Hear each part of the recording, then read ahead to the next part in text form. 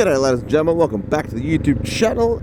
It's back to your regularly scheduled programming as always. And if you're new around here, g'day, my name's Nathan. I make motorcycle content and put it on YouTube. And if you like it, leave a like, comment and subscribe for some more. Anyway, without further ado, let's boogie on into today's topic. And you may have noticed on the memeier side of things that if you look at my hands, I've got some little cheeky fake tattoos on, and that's all done intentionally. These are actually a gift from good old friend Harley man Eric, who saw me at one of the rides and goes, Nathan, I have a present for you and I want to see you ride them. And it actually gave me the inspiration for quite a fun video today. So, ladies and gentlemen, how many people do you see purchasing different kinds of bikes just so they can treat them as a fashion statement? And I'm telling you, there's quite a lot of them, whether it's the people who get into the old cafe racing style and then have to dress retro, whether it's the sports bike guys who want to act all kinds of hard with their hoodies and jigsaw outfits because they have no protective gear, or it's the more common one, excuse me, getting gear, you bastard, which would be Harley boys dressing up all tough with their spikes, their Nazi helmets, etc, etc. Now, I made a video recently which was acting hard on a motorcycle, which is not the same as posing on a motorcycle, alright?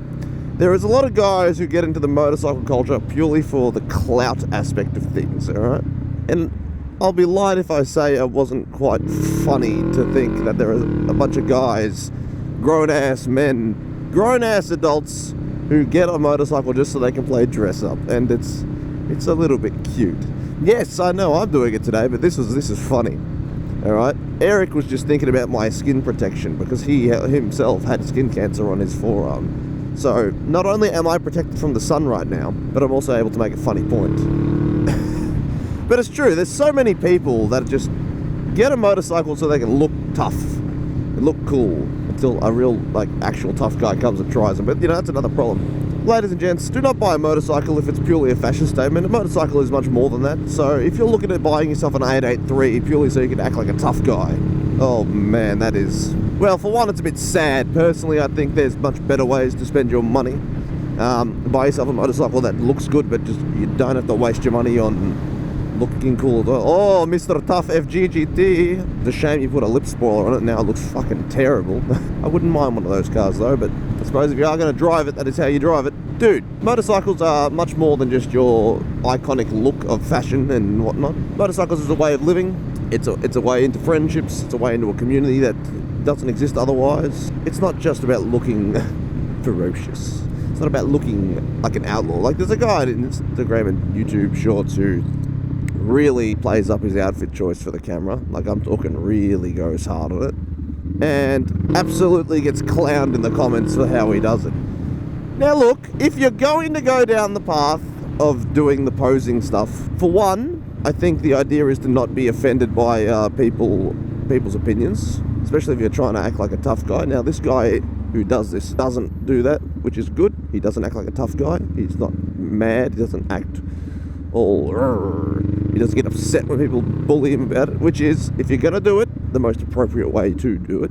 Because look, if you're trying to cosplay as an outlaw, hardcore gangster boy, and then you're crying over how someone reacts to you dressing, well, ironically, you probably got the most realistic reaction to the outlaw gangster boys. They get very antsy about people who comment about them. Why am I going 30 Ks here, man? My bike is struggling to, exist. But you just got to own it and wear it with grace, I guess. Because this guy doesn't care that people comment all kinds of shit on his videos. And look, I get his videos. And honestly, if I had to make a movie or something, that's the kind of look that you'd want for a little thing. Or just a character. Because, honestly, I know it's a bit extreme, but I think it's kind of cool. But if you're going to do it, just know you're going to get clowned for it. By a lot of people, not just, the people in the comment section of a video. Ugh. Oh, my lord. We had to go to second gear. Maybe coming down this way wasn't the move, boys.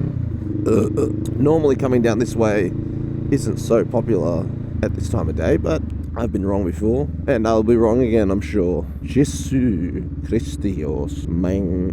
But dude, I do find it funny, I expect this kind of attitude from a lot more young'uns, so your teenage crowd and everything, that want to hop on the motorcycles, that they just want to get a Harley because it looks the most serious, looks cool. And look, I don't care what your opinions of Harley is. The average consensus of a Harley bike is, it is cool, alright? I don't care if you think they're slow. By some standards of cars, they are a little slow. Well, cars, by bikes, they are slow by bikes, but by cars, they're still fucking rapid. But yeah, they're cool. The general population either likes them, and if you have an obnoxious one, well, then they might think you like the crowd from South Park, which, well, she's a little different. But the average person's going to look at a Harley over a sports bike, I think, personally, because I've seen what the average person looks at, and they usually do look at the Harleys over the sports bikes. But man, what are you doing? I really hope I've got my GoPro set up to the right settings today, honestly, because I feel like I might not have it set up to the right settings, and that if I don't, I'm going to be mildly upset about it, but it just means that the video is going to look a little different. Having some arm protection on feels nice for once. Now my arms aren't just burning when I'm sitting in the sun. That's a whole different kettle of fish. Oh, baby. I love these pups. I love them, I love them, I love them. Oh, the exhaust of my bike's definitely running a little rich, but I can't be bothered tuning that out. Woohoo! Call this my PSA, my public service announcement, man. You don't need to buy a motorcycle just to look cool. A lot of people look at sports bikes and go, dickhead, okay? Because a lot of guys who ride sports bikes are dickheads. Specifically a lot of R7 riders, man, especially nowadays. Not all of them are, but a lot of the learner ones are. Not you, Billy. You're a good boy, I promise. But a lot of guys who buy R7s typically act like dipshits on the road. They act like entitled, they act like they're tougher than everyone else. They get close to mirrors when people piss them off. Stuff like that, alright? Don't do that. People who buy retro bikes usually just get looked at. I don't really think people have much of an opinion of retro bikes. Adventure bike guys on the road, be like, well. Harley guys, a lot of people either think they're obnoxious or they're cool.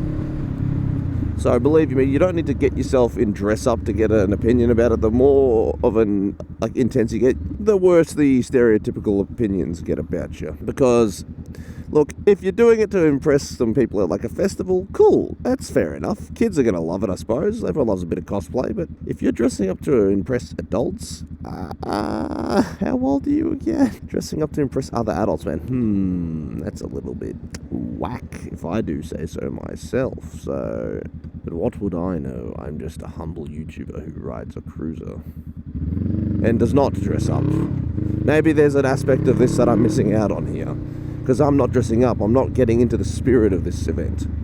And I feel like maybe that's the problem. Maybe I need to go out and buy some studded leather pants and some spiky vests and start flipping off every person I see on the road. And I need to have a chain, man. It's imperative. And a biker whip.